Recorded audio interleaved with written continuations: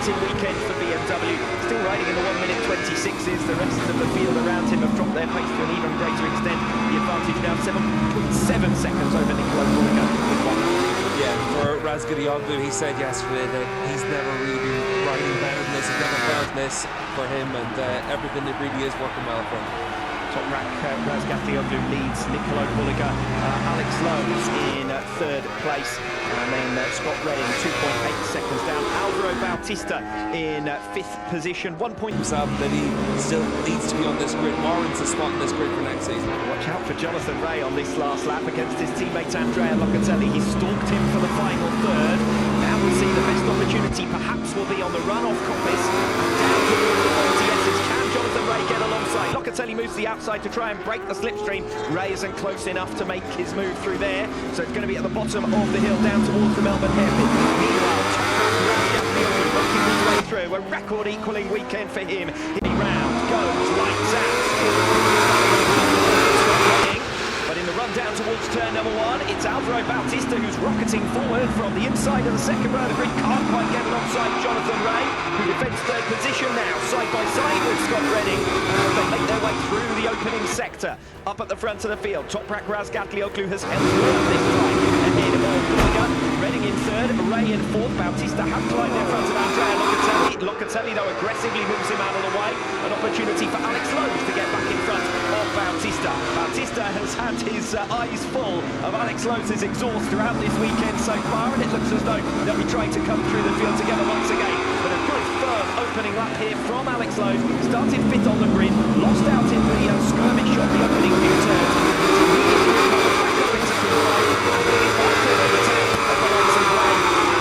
Also Redding. Side by side for the race lead. Meanwhile, Nicolò Bulega had got a good pick up there off at turn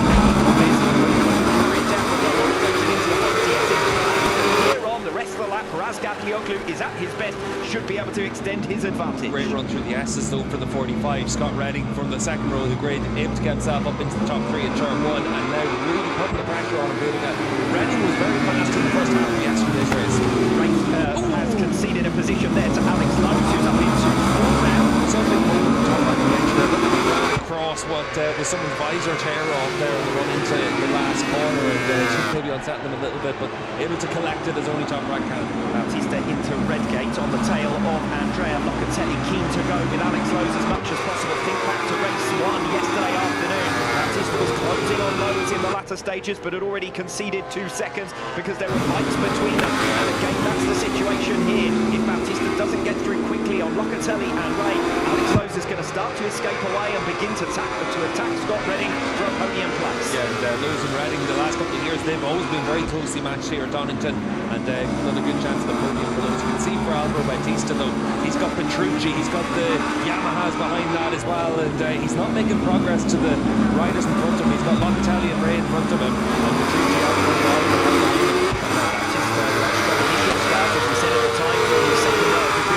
Hemmed in around the inside line through Redgate, and now he's under siege from behind. Danilo Petrucci, having already seen off the attentions of Dominic Egerter, is now looking to trade a little snap in the shape of Bautista ahead of him in P7. It's Razgatlıoğlu who leads, Bulega keeping him honest, Redding right behind as well, and Alex Lowe's now right on the tail of Scott Redding. Your lead quartet covered by less than a second. Let's see how it pans out on lap 3. Now, this is where Toprak Razgatlıoğlu has pulled the pin each lap around so far. Alvaro Bautista negotiating the final turn to fend off Danilo Petrucci, where he fell, of course, on his way to the grid. Bautista still holding P7, but not looking entirely convincing, and Petrucci's all over him like a rash once again as they make their way into lap number 3. 26.5 in the front from Razgatlıoğlu was the fastest lap of the race, but it's only a few hundredths of a second faster than Bulega. So Nicolò Bulega on the number 11, doing a good job to stick with Toprak right now, but it's on this lap that Toprak's going to probably try and pull that pin and open up a lead. Riding on board with Alvaro Bautista as Danilo Petrucci comes through on him into the old hairpin. Bautista then now behind the Barney Ducati man, and this will be a source of frustration for Bautista, not least because there are 2 more positions he could easily lose here to the GRT Yamaha bikes, with Dominic Egerter and Remy Gardner, teammates currently sitting in 9th and 10th. With that harder tyre, it's a struggle for Alvaro Bautista right now, and we know that in the past the zero tyre hasn't been friendly to the Ducatis, and it's got 2 friendly for Alvaro right now at this stage of the race. We know how strong Bautista is off compass, so he wasn't going to be passed by either of those GRT guys into the front yeses, as we see Andrea Iannone making up a place there on Axel Bassani. That will move him up into P11. Locatelli through on Ray, so it's Jonathan Ray who's had the Yamaha bragging rights this weekend so far, and Alvaro Bautista back through now on Danilo Petrucci for 7th position. But meanwhile, those podium places are getting further and further away for Alvaro Bautista. He's now almost 2 seconds between him and the top 3. That's Adam Norridon down there as well. Norridon was the only rider on the soft tyre. The podium's gone now for Alvaro Bautista, and he's in full-on damage limitation mode to see if he's got a chance of being able to come over the top 5. Another Toprak special on lap number 3, just as per the form book and just as per the guide of how to do it at Donington Park. Razgatlıoğlu sets a 1 minute 25.597, a new race lap record for Toprak. That's all 3 races this weekend in which he's managed to do so, and this despite the fact that it's a 23-lap race. Toprak is on Sunday afternoon stroll already, 1.3 seconds ahead of the rest of the field. Yeah, Toprak's already opened that gap, and difficult to see how anyone's going to close it back without a mistake. Bulega, Redding and Lowe's, though, they're in that scrap for the podium, and all of them are going to think there's a chance of that top 3 finish. But Locatelli was second and a half away. His biggest problem is Lowe's in particular, that leading group. He's been up there as one of the fastest riders all the way through this weekend, so to close that gap is going to be really difficult for him, especially in the first half of the race. That's what Redding was strong yesterday. Behind Razgatlıoğlu at the head of the field, and then a big group from 5th place down. Let's see if Andrea Locatelli can start to bridge that gap, because as you say, at the moment it looks like a 3-rider fight, Bulega, Redding and Lowe's, but we know it's a long race. We saw Scott Redding fade in race 1, we saw Nicolò Bulega most importantly fade late in race 1 as well, so opportunity certainly for Alex Lowe's, who's best placed, but the likes of Locatelli and Ray, if they can continue to pick up the pace, may well begin to close in. Yeah, I think Locatelli and Ray can hold the 26s for a long way in this race and keep themselves in the fight. The problem for them is 1.7 seconds is difficult to make up on Lowe's and podium then.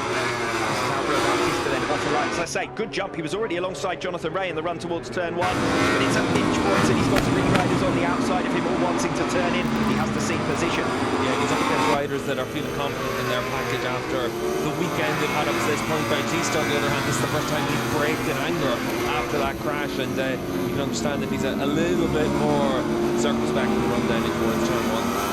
Ultimately, though, it's further positions gained later on, and this one most notably that cost Alvaro Bautista. Locatelli bumbling through, and Alex Lowe's taking the profit from it as well. And Alex Lowe's continuing to make his progress, is through on Scott Redding now for 3rd position on lap number 5. So we'll see how long Redding can hang on in there in 4th place, where of course he finished in the Superbike race ahead of Alex Lowe's earlier on today, but Lowe's on the march just as he was in race 1. Yeah, when you make a move like that, you've got to be careful with that green paint as well for all the riders through the S's, but Redding doing a much better job of being able to keep himself in the scrap after being overtaken. So yesterday a couple of times he had to run through this game. The target, Skipper said on the grid, was to beat Nicolò Bulega. That was achievable, he felt, depending on the drop of the tyre in the second half of the race. The gap at the moment is 1.3 seconds from Bulega to Lowe's. Scott Redding's job now is to keep with Lowe's for as long as possible. 1.6 seconds a gap behind Redding to Andrea Locatelli in P5, with Jonathan Ray, Alvaro Bautista, Danilo Petrucci, Remy Gardner, Dominic Hegeta, Andrea Iannone, all in one big long snake behind that goes all the way down to 18th position. The group fights that we've got here in WorldSBK. Don't sell Bradley Ray short in that as well. He's only a couple of tenths of a second behind Rinaldi as well, so all the way down to 19th spot. And any one of those riders will feel that they've got a chance of being able to pick on a lot of the riders in front of them.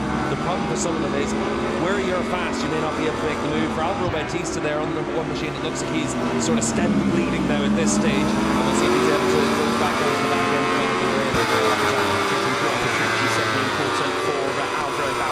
Now he can set his sights on Jonathan Ray, old sparring partners, of course, from 2019, most notably. Prix having come through steadily as the weekend has gone on, from 13th on the grid, claimed 7th in race 1 yesterday afternoon. I know that his targets would have been a little bit higher than that at the start of this weekend, bearing in mind his results a year ago. But WorldSBK continues to become more and more competitive, and it's tougher and tougher out there for the Ducati in 2020. Tougher and tougher, and for Alvaro Bautista, it's a lot tougher. He changes the top 5, haven't helped him him as much as they've helped some other riders, but the biggest factor is Toprak's been able to move the goalposts on. Bautista felt that he was already on the limit of his package, and then suddenly have to find a different way to ride it, or the extra weight and different reds. All those things have kind of made it a little bit more difficult for him to just feel fully comfortable out there on his bike. Still closest two riders on the circuit here are Alex Lowe and Scott Redding. At the moment, Lowe's, although he got through quite confidently on Redding, has not been able to shake his shadow. And the two Brits, who, as you said previously, have had good fights amongst themselves in the past here at Donington Park, could be in for another one. Redding coming back at Alex Lowe's on this lap number 7. I think for Redding, no need to try and make the move though right now. You just wait and see if you're able to get pulled back towards Nicolò Bulega. The gap between Bulega and Razgatlıoğlu will be 2 seconds. So for Scott Redding, you just stick it, wait it out, see if you're able to fight for the podium at the end of the race. Yes, at the moment the gap is increasing between Bulega and Lowe's, but we remember that Bulega has won the race this season, in the final quarter of races. Think back to Catalonia, where there was an opportunity missed for a race victory there, and now race 2. It remains to be seen whether he has gained from the experience of race 1, when of course he tumbled back from 2nd to 4th in the latter stage. We've seen through the course of the last few years as well, there was for the Ducati team, Saturday to Sunday, we went to contributors to this kind of improvement, particularly for Bulega. As a rookie, there's always steps in the neck, and he's been able to do a really good job up to this point in the season. A bit of a slow burner, this one. We wait to see whether there might be a bit more lively action in the latter stages. The group behind us settled down somewhat as well, but the gaps are still very small between all of them. Look at them coming through. Down towards the old hairpin with Locatelli in front of Ray, ahead of Bautista, Prix, Gardner, Egerter, Yannone there in the background, the yellow colour on the right, Bassani and Van der Mark. A gap now opening up behind that top 13, 1.5 seconds to Vierke and Sam Lowe, the last of those points-paying positions. But we ride on board, and it is Andrea Locatelli in front of Jonathan Ray at the moment, but only 0.2 of a second between them, and Ray faster for the first time in a few laps, last lap around. Yeah, for Jonathan Ray, probably 2 tenths of a second faster as well. On this lap, you can see again that in the first sector he puts up 10th of a second. Another 10th of a second as he keeps edging up towards Locatelli, and he needs to do that because Bautista's right there with him as well. And come through the next time, it's actually been a little bit of an advantage there for Locatelli. We saw the change direction through the chicane. Ray not quite as smooth as he would have wanted through that, it looked like, and Bautista they're applying the pressure once again, and Alvaro, he needs to come past both of them. He needs to get himself onto the podium because as it stands right now, he's putting up an awful lot of points to his teammate Nicolò Bulega. Alex Lowe's with a new personal best there for the first time begins to gain some ground on Nicolò Bulega in the race for 2nd position. Look at the closing speed of Alvaro Bautista down the Wheatcross straight and back into Redgate at the start of lap number 9. He's trying to hunt down Jonathan Ray. Ray in turn keeping his teammate Andrea Locatelli ahead of him honest. Be a good result for Locatelli if he could finish as top Yamaha here. But the bigger question is how long will it take Alvaro Bautista to come through on both of them. Bautista with a new personal best last lap around. And as has been convention so many times for Bautista, he gets stronger and stronger, more confident increasingly as races go on. Yeah, using so much less track than Jonathan Ray right now. You can see that Ray having to take those wider lines, Bautista just using less meters every single corner, and that's why he's closing right up onto the back of Jonathan Ray, and he's going to come through down into the S's. Alvaro Bautista so fast coming off Coppice, and has a strong line advantage over the Yamahas as well on the Ducati, and makes that very easy indeed. Through for 6th position against Jonathan Ray. Ray though with a good run coming off turn 10, the second part of that chicane, gives him the inside line, down the hill towards the Melbourne hairpin. Ray's not close enough. Bautista slides to a stop at the apex of the slowest corner on the calendar, and successfully defends that newly acquired P6. Yeah, and, good move there from Alvaro Bautista, and Ray was quicker through the switchback, but not able to carry that momentum all the way down to the S's. But for Alvaro Bautista, now let's see what kind of pace he has. Petrucci with the run now on Jonathan Ray as well. We were looking back at Jonathan Ray. Petrucci hunting him down. How many times these two have come to blows, both this season and last here at Donington Park. First time that we're seeing Scott Redding and Alex Lowe both faster than Bulega as they try and hunt down the man in 2nd spot. Plenty of good racing going on. Here it is at turn 4 once again. Petrucci's done that move before on Jonathan Ray. Different machinery this year, of course, for Ray. And Petrucci has found his way through for 7th position. So that'll be galling for Ray because he was maintaining the pace of Andrea Locatelli in front of him, but losing out to Bautista, losing out to Petrucci, both of those moves seemingly costing Ray time in particular. And now there's a fairly sizable gap opened up to Andrea Locatelli for Jonathan Ray that hovers around about a second between Locatelli in 5th and Ray in 8th. Ray trying to come back at Petrucci, but we have seen this season, haven't we, for 7th place. He's got Redding in P4, 1.7 now, the gap back to Alvaro Bautista. He's chipping away, but he's not chipping away fast enough, and barring errors for Scott Redding, he looks good to be able to hold on to P4. This is making his way through the quality S's. Lap 21 of 23 now for Scott Redding to continue to defend that 4th place against Alvaro Bautista. Petrucci now 2 seconds back. Locatelli 7/10 of a second back from Petrucci. Jonathan Ray for close company.